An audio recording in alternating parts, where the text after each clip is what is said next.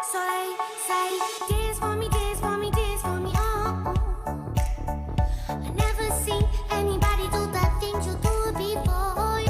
They say, dance for me, dance for me, dance for me, oh.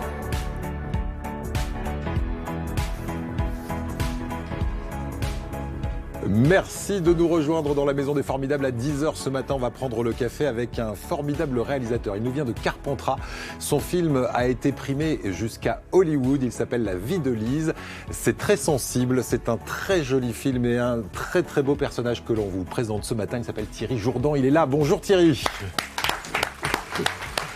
Bonjour. Bienvenue dans la Maison des Formidables. Et on va voir un parcours assez incroyable.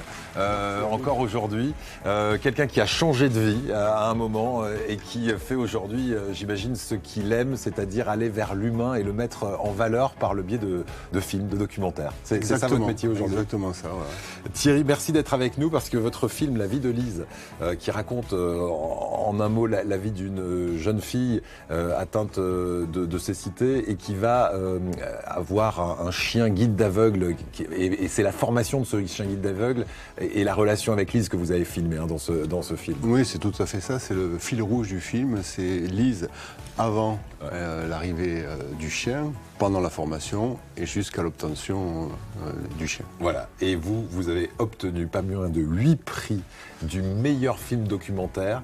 Alors en France, hein, ici à Cannes, à Paris, mais aussi à Hollywood, dans 2 villes en Inde, à New York. Bref, ce film, on va vous montrer un extrait et on va essayer de comprendre pourquoi il fonctionne aussi bien. Et bravo déjà pour ça. Alors juste avant, je vous présente la joyeuse bande qui va nous accompagner ce matin. Il y a tout d'abord celui qui va vous faire respirer ce matin, qui va vous faire prendre confiance en vous si ce n'est pas encore le cas.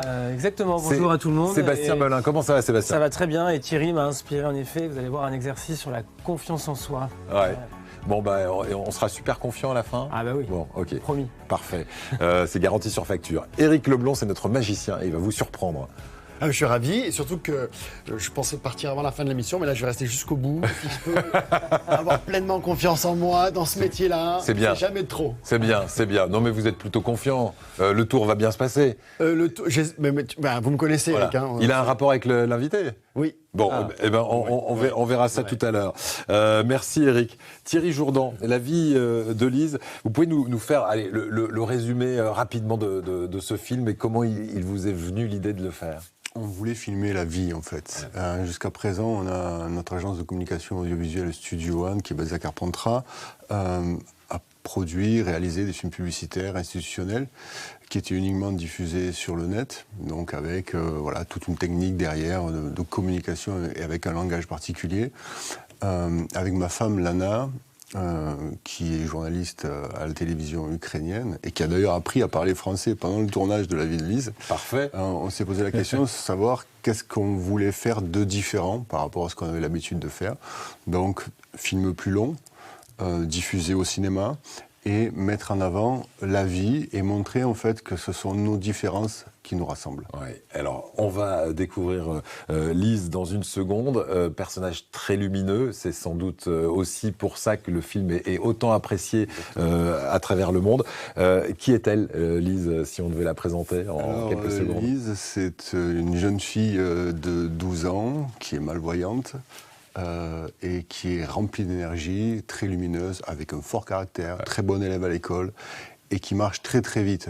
Ouais. Donc pour la suivre, avec les caméras, quand elle va à l'école, on arrive, on est exténué, quoi. Voilà, et ce qui est incroyable, c'est qu'elle est malvoyante, mais on a l'impression qu'elle voit parfaitement. Oui, c'est assez incroyable. Je vous propose de découvrir Lise avec cet extrait de documentaire qui a nécessité, on le rappelle, 2 ans et demi de travail. Regardez. Elle a peur de buter dans les gens, en fait, avec sa canne. Et quand elle touche quelqu'un, elle dit pardon, mais elle me dit, mais c'est pas à moi à dire pardon, c'est aux gens à dire pardon. C'est bien, même quand t'as mal, tu souris. Ouais. J'aimerais bien ces faire scientifiques pour que je crée un médicament pour Lisette. Oui, allez, en avant. Le chien, lui, est une source qui va me guider, qui va aussi me donner beaucoup d'amour. Mais il aura le droit d'aller au ciné? Avec toi, genre? C'est obligatoire, sinon on appelle la police. Bah ouais. Bah ouais. C'est ça la vie. Voilà, on avance, on y va. Et c'est parti. Voilà, elle a l'air très chouette, cette jeune fille. Alors, 12 ans, vous m'avez parlé de 12 ans, mais vous l'avez vue évoluer jusqu'à ses 14, 15 ans pratiquement, là. Oui, tout à fait. Alors, effectivement, elle a l'air déjà très affirmée. Ses parents ont découvert qu'elle aurait un problème de vue très très jeune. Hein. C'était à partir de quel âge qu'on a détecté ? À 18 mois. Ils ont constaté qu'en fait, elle avait un nystagmus, c'est-à-dire l'œil qui allait de gauche à droite comme ça. Donc au début, ils ne se sont pas trop inquiétés. Ouais.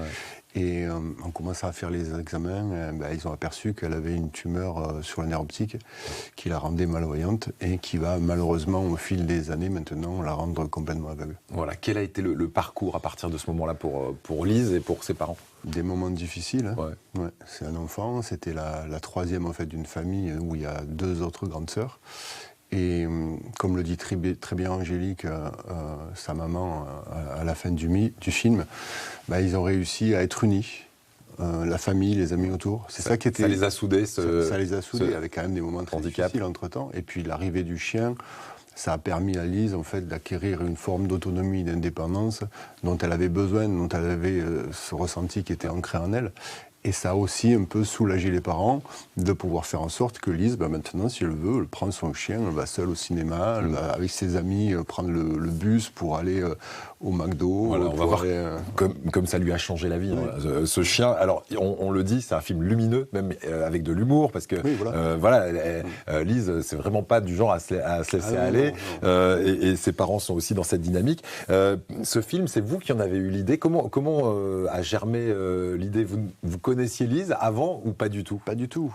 Et là, je veux remercier Chantal Roubaud, qui est la directrice du pôle enfant de la Fondation Frédéric Gaillan, qui nous a reçus, à qui on a expliqué en fait notre démarche.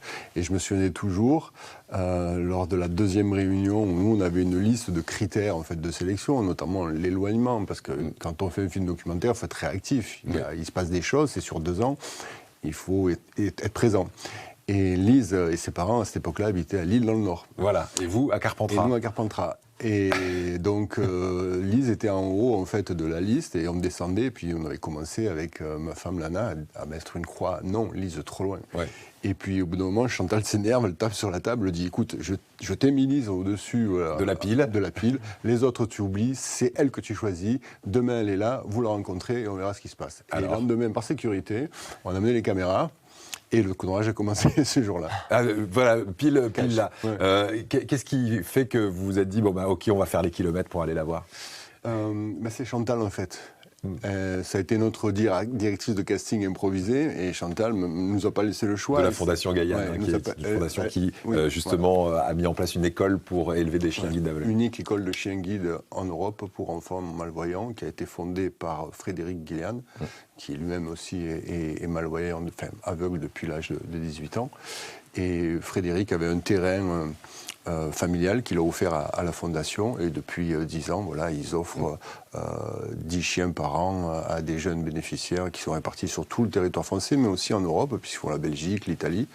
Et ça fait une centaine de chiens qu'ils ont offerts à ces jeunes enfants. Alors justement, on va écouter Frédéric Gaillan, le créateur de la Fondation Gaillan, lui-même malvoyant depuis l'adolescence, qui nous explique pourquoi il a eu l'idée de cette école et ce qu'on y fait. Regardez.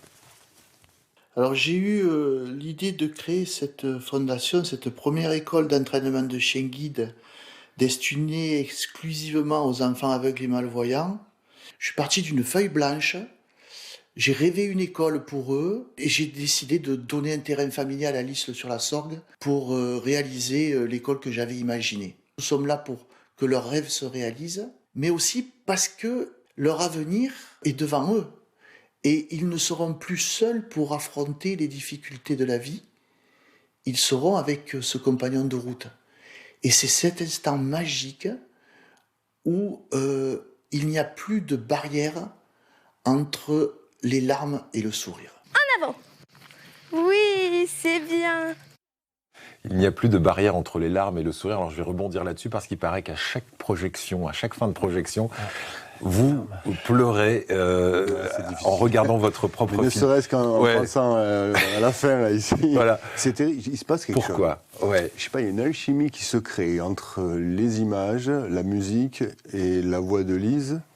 C'est un texte qu'on a écrit, qu'elle dit. Et je sais pas ce qui se passe, en fait. C'est une synthèse de quelque chose de... C'est elle qui fait passer un message, en fait, de manière... sincère, complètement sincère. Ça touche notre moi profond, vraiment. C'est très perturbant. Ouais. Vraiment. Voilà, donc là, vous nous donnez vraiment envie d'aller voir ce film qui sera projeté dans la région à Marseille. Alors, ce sera le 27 mars au Pâté-Madeleine, le 24 avril à Saint-Rémy-de-Provence, par exemple. Et demandez auprès de vos cinémas, parce que je sais que vous avez un gros travail auprès de centaines de cinémas en France pour dire, voilà, placez ça et vous verrez, ça va marcher. Les gens vont aller le voir, ce documentaire, et vraiment, on a envie aujourd'hui de vous faire découvrir ce documentaire. Mais nous, on va s'intéresser à vous, si vous voulez bien, avant de revenir au film, parce que rien ne vous destinait à être réalisateur de documentaires. Vous savez ce que faisaient les parents de ce monsieur? Ça va plaire beaucoup à Éric Leblanc, qui est un enfant éternel, mais à Seb aussi sans doute. Il fabriquait des manèges à Carpentras, ses parents. Et pendant 14 ans, vous avez travaillé les premières années de votre vie avec eux. Et oui, alors il y a peut-être une relation, parce que sur les manèges, en fait, on tourne, et la caméra, elle tourne aussi. Oui, c'est vrai que c'est du tournage, tout ça. On est dans la révolution permanente, et c'est vrai que... Alors, quel genre de manège il fabriquait? Et comment vous avez travaillé avec eux? C'est ce qu'on appelle des manèges, en fait, enfantins, c'est-à-dire pour des enfants, on va dire de 3-4 ans jusqu'à 10 ans, c'est des plateaux tournants. Ouais. Donc les sujets sont disposés dessus, et puis voilà, ils sont soit en poste fixe, soit sur remorque, soit dans des galeries marchandes, soit dans des parcs de verdure. D'accord, donc voilà. Il y a eu beaucoup de manèges qui ont été faits des années 70 jusqu'au début des années 2000. Voilà, des carrousels comme cela, quoi. Hein. Voilà, tout à fait. Ouais. Donc vous étiez là pour aider vos parents pendant 14 ans, hein, vous avez fait ça. D'ailleurs, une de vos personnalités inspirantes, vous dites, c'est votre papa qui est disparu aujourd'hui. Qu'est-ce qu'il vous a apporté? Qu'est-ce qu'il vous a appris? La pugnacité, jamais rien lâcher, être toujours dans l'action, les valeurs du travail aussi, importantes. C'est lui qui m'a mis le pied à l'étrier pour faire ce métier-là, alors que j'avais aucune compétence. Je parle de réalisateur de film. Hein.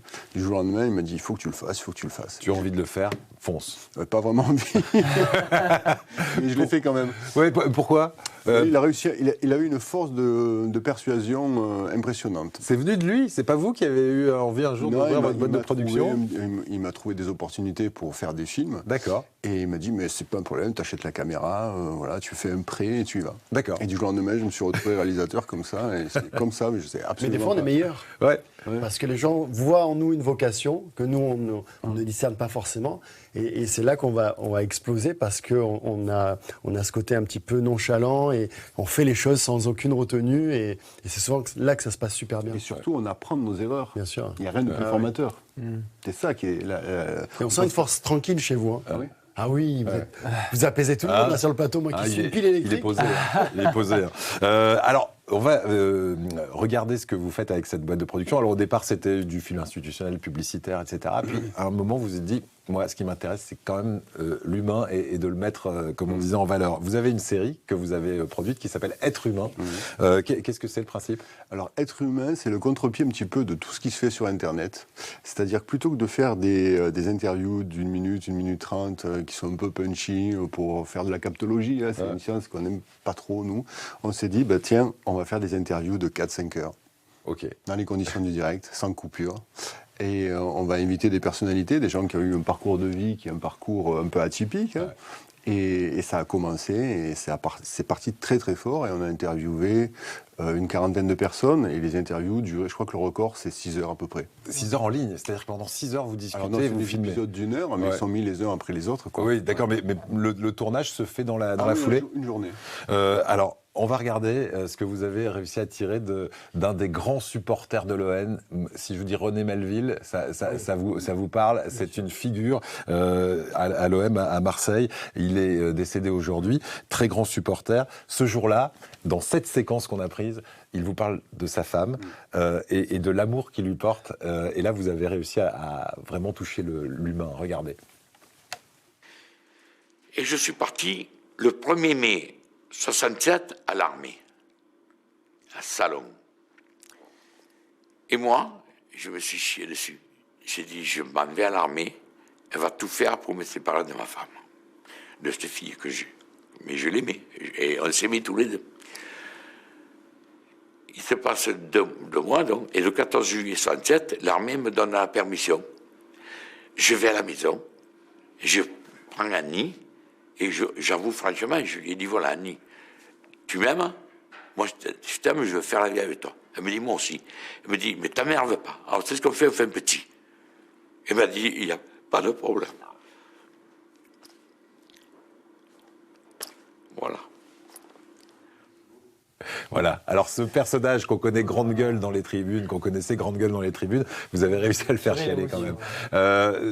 C'est ça qui vous plaît, d'aller chercher derrière les personnages aux couleurs, les grandes gueules, le cœur tendre qui se cache. Oui, voilà, parce que René, j'en parle encore au présent, c'est quelqu'un d'extraordinaire, René. Vraiment. Ouais. Je me souviendrai toujours pendant l'interview qui a duré 5 heures. J'étais sur le fauteuil comme ça, je glissais, je me disais mais comment tu vas faire pour passer ça, c'est pas possible. Et le deal qu'on avait, c'était, il m'a dit je te préviens, moi je veux bien la faire à ton interview, mais tu fais pas de coupure. Ouais. Ok. D'accord. Et ben il a été servi. Il a été servi. Et à la fin il me dit je sais pas ce que tu m'as fait, tu m'as exorcisé. Où est-ce qu'on peut voir Alors on est sur notre chaîne YouTube, donc en tapant Studio One sur YouTube, Studio One Être Humain, je pense que sur YouTube on trouve rapidement. Studio One Être Humain dans un moteur de recherche et vous allez tomber sur cette série. Il y a une quarantaine de portraits. Il y a une quarantaine. Ouais. Bravo pour ça. Allez, on revient à la vie de Lise dans un instant, mais juste avant, on va prendre confiance en nous. Ça y est, aujourd'hui vous avez confiance en vous grâce à votre papa qui vous a dit tu peux le faire. Oui. Vous savez que vous pouvez le faire. On y va, on va renforcer encore cette confiance avec notre sophrologue. Tout à l'heure, là, j'écoute et c'est vraiment ça. Être humain, c'est ce que vous disiez, Thierry. On est vraiment dedans puisque on parlait aussi d'ailleurs de qualité que chacun avait, la pugnacité, j'entendais. Et ben moi je vous propose justement un exercice autour de ça parce que c'est pas toujours évident d'avoir confiance en soi, de se dire finalement tiens mais qu'est-ce que je sais faire, qu'est-ce que j'ai comme force. Et ben c'est cet exercice-là que je vous propose de faire. On appelle ça l'arbre des talents. Je vous dirai dans un instant pourquoi. Le principe c'est quoi? Je vois que oh là là Thierry il est lâché. Je vous donnais un crayon, une feuille à chacun. On en a parlé un peu avant. Qu'est-ce que vous allez faire sur cette feuille spontanément? Si je vous dis tiens pêle-mêle dans l'ordre que vous voulez, vous écrivez comme vous voulez sous forme de mots, de phrases, de dessins. Vos qualités et vos talents que vous avez spontanément. Tiens, si je vous disais, Eric, vous avez quoi comme qualité, vous, Eric, qui vous vient comme ça spontanément? Je crois être quelqu'un de loyal. Loyal, bah, par exemple, vous écrivez loyal. Eric, fidèle. Vous êtes fidèle. Et ben, vous pouvez écrire fidèle. Ça va bien. Fidèle et loyal. Thierry, vous avez une qualité qui vous vient comme ça spontanément, que vous savez avoir ou que les autres vous disent souvent? La cuisine, un talent. Alors vous, c'est un talent. Donc ça veut dire que vous pouvez marquer cuisine. Donc en effet, dans ce tableau, dans cette feuille, vous écrivez aussi bien vos qualités que vos talents. Et c'est une feuille qui est très dynamique et vivante parce que sur le coup, au départ, on peut se dire, mais qu'est-ce que je vais écrire, moi, comme qualité, comme talent Et en fait... Moi, j'ai marqué bavard aussi. C'est un talent parce que ça me rapporte bavard aussi. En effet, voilà, moi, je suis joyeux, tiens, assez souvent, par exemple. Et on va remplir comme ça cette feuille. On peut le faire, ce qui est intéressant... joyeux, je vous le pique. Je rajoute curieux. Et un talent, par exemple, voilà, moi, je fais des gâteaux au chocolat. Du jour que mon gâteau au chocolat est bon, on peut dire, tiens, moi, je fais bien les gâteaux au chocolat. Des talents, vous en avez aussi plusieurs. Tiens, vous parlez de cuisine. Un autre talent que vous avez, Thierry, par exemple. Jardinage. Le jardinage. Et en fait, cette feuille, vous la remplissez comme ça. Ce qui est intéressant, moi, j'aime bien le principe aussi des exercices collectifs. On peut le faire à plusieurs parce que ça va stimuler les uns les autres. Et c'est même presque un exercice de gratitude. Ah ouais, dis donc, tu trouves que je suis fidèle, loyal, tout ça. Et donc, du coup, on peut comme ça alimenter cette feuille. Okay. Ce qui est chouette, c'est qu'on peut la garder précieusement, l'accrocher par exemple quelque part chez soi. Et de temps en temps, quand on la relit, on se dit ah ouais, ça fait du bien. Et on peut la compléter au fur et à mesure. Ah mais non mais attends, c'est vrai en fait quand tu le dis, mais oui, je sais aussi changer les roues super bien. Et donc non mais voilà. Alors là non. Alors en fait, il n'y a pas de petit talent, il n'y a pas de petite qualité. Tout à l'heure, on a parlé de Lise et finalement, on voyait tout ce qu'elle a su développer au fil de l'eau, cette ado. Et bien en fait, c'est le même principe. On est tous finalement à même de prendre conscience et d'enrichir cette feuille-là. Et pourquoi je parle d'arbre des talents? Parce que les enfants aiment beaucoup faire ça. Vous leur faites dessiner sous forme d'un arbre. Vous dites tiens, dessine un tronc d'arbre et tu fais plein de branches. Et sur chaque branche, vous dites à votre enfant, eh ben, tu viens mettre des choses que tu sais faire, des qualités que tu as, et tu peux faire grossir ton arbre au fur et à mesure. Donc c'est vraiment un exercice pour adultes, génial. pour enfants, en pêle-mêle, en dessin, sous forme d'arbre. Et vous allez cultiver en effet cette capacité à dire « Waouh, je sais faire et j'ai tout ça » comme qualité, comme Merci défaut. beaucoup, Sébastien. Ben voilà, ben moi, on est regonflé pour la voilà, journée. Tiens, on moi, a je des suis mots refait. fidèles, pâtisserie, Qu'est-ce qu'on a comme outils. mot chez notre invité? Alors moi j'ai cuisine, pugnacité, gentillesse, écoute, curiosité, jardinage, absurdité et ne pas savoir repasser. Absurdité. C'est une qualité. Et Eric? Franchement, bravo. Moi, j'ai mis loyal, la cuisine, parce que j'adore ça. Gentil, je pense que je suis Oui, garçon, oui, gentil. je confirme. Généreux, je le suis, trop, des fois. Et serviable, voilà. Ouais. Bon, après... Bon, ben, Eh ben, merci. faites vivre cette feuille, gardez-la Et- précieusement et je vous invite vraiment à la continuer à remplir. Et l'histoire de l'arbre, c'est bien parce qu'on peut ajouter des feuilles Et à oui, volonté. Sous forme d'un arbre, c'est chouette. Éric Leblond, comme vous êtes serviable, est-ce que vous auriez l'amabilité de nous proposer un tour de Avec magie plaisir, avec adapté plaisir. en plus à notre invité? Oui, je me suis dit, tiens, est-ce qu'en magie, si on est malvoyant, non-voyant, on peut quand même réussir à faire des tours de magie parce que finalement, on contrôle rien, on ne voit pas les objets qu'on a dans les mains. Donc, je vais tenter une expérience qui est assez curieuse parce que, évidemment, je me sers de mes sens, de mes yeux, normalement. Et là, je vais essayer de faire quelque chose sans mes yeux pour cette expérience. Alors, je vous montre les cartes. Voilà, je m'adresse à la caméra pour montrer toutes les cartes sont évidemment toutes différentes. Nous allons en choisir une au hasard. Alors, pour ça, évidemment, je ne dois pas voir. Déjà, voilà, le regard, hop, détourné. Et Thierry, oui, prenez-en une. Vous en prenez une. Surtout, vous ne me la montrez pas. Vous la montrez à la caméra. Alors, je pense que c'est peut-être celle juste en face, sur le côté, là. Voilà. On voit bien la carte. Ne me dites pas ce que c'est. Est-ce que vous l'avez... Oui, on l'a Oui, tous c'est vu. bon, très bien. Je passe, retournez là, je passe les cartes une à une. Et Thierry, vous me dites stop quand vous avez envie, c'est juste pour la perdre dans le jeu. Stop. Stop, très bien. Remettez votre carte. Voilà, jusque-là, donc je ne connais pas cette carte qui a été choisie. Je vais tenter de la retrouver. Elle est quelque part dans le jeu. Je vais essayer de la retrouver par le toucher. Donc là, je mets mes mains dans le dos comme ça et je vais vous poser une série de questions. Est-ce que... Aïe, aïe, aïe, aïe. Est-ce que la carte, c'est une carte rouge? Eh oui. Oui. Oui, le dos est rouge, ça c'est sûr, c'est évident, vous l'avez remarqué? Oui, le dos est rouge et la face apparemment aussi. Alors je pense que cette carte, je dirais comme ça, vous êtes un garçon sensible, vous êtes peut-être tombé sur une carte de cœur, c'est du cœur, carreau, oui, carreau. Oula, joli. Carreau. Bien vu. Je dirais ne regardez pas, regardez, le valet de carreau. Une pile dessus, oui. C'est vrai? Incroyable. Eric, Incroyable. Mais c'est fort quand même, non? Généralement, j'ai applaudi un peu à ce moment-là. mais- Oui, on applaudit. Alors, c'est pas fini. On va faire la chose suivante. On va juste prendre un des coins comme ça. Voilà. Et on va mettre également la main sur le jeu, même si c'est à distance, c'est pas grave. Oui, allez-y, mettez la main sur le jeu. Et je vais essayer quelque chose avec les bouts. Placez voilà, dans la main comme ceci. Voilà, on va essayer de le faire là, ici. Un coin, vous le gardez bien. 1, 2, 3. Vous avez senti quelque chose ou pas? Absolument. Tous les bouts ont totalement disparu. Et en fait, ils n'ont pas disparu. Ils ont voyagé. Je vais juste au bout des... Oui, levez la main. Vous n'avez rien senti? Non, absolument. Incroyable. Je vais mettre juste ici, là, pour montrer. On va mettre la petite caméra au-dessus. Et vous allez voir, si j'étale les cartes, il y a une carte ici, là, qui est face en l'air. Pas n'importe quelle carte, c'est le valet de carreau. Mais il manque un petit bout. Aïe, aïe, aïe, aïe, aïe. Et c'est le Vérifiez morceau si ça correspond. de Exactement. Thierry. Ça correspond. bravo, on applaudit. Bravo. Le triomphe. Mais merci beaucoup. Avec plaisir. Merci beaucoup. Un futur champion du monde. En tout cas, on l'espère. Vous êtes toujours Je dans suis en l'équipe liste. de France Pour rien vous le cacher. championnat du monde de magie. Je suis sur liste d'attente. Ouais. Voilà, donc voilà, j'ai la réponse dans ces jours-ci pour participer. Bon, on donnera l'info dès qu'on l'a. Ok, super, promis. merci. Merci beaucoup, Eric. Et on a un champion du monde du documentaire ici, puisqu'il a été primé jusqu'à Hollywood et même en Inde, ce documentaire, La vie de Lise, qui aide bien cette Fondation Gaïane aujourd'hui. Est-ce que le fait que vous ayez réalisé ce film et qu'il fonctionne plutôt bien a apporté une notoriété à la Fondation Gaïane, qui est la seule fondation qui forme des chiens pour aveugles, pour enfants? Oui, alors toutes les diffusions, là, les 80 diffusions qui ont lieu, qui sont étalées sur 2-3 mois à travers la France, sont co-organisées avec la Fondation.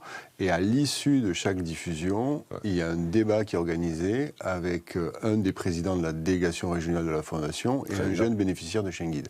Et la Fondation a vraiment besoin en fait d'avoir des financements pérennes qui sont uniquement réalisés par des bénévoles ou par des grands groupes de mécènes en fait.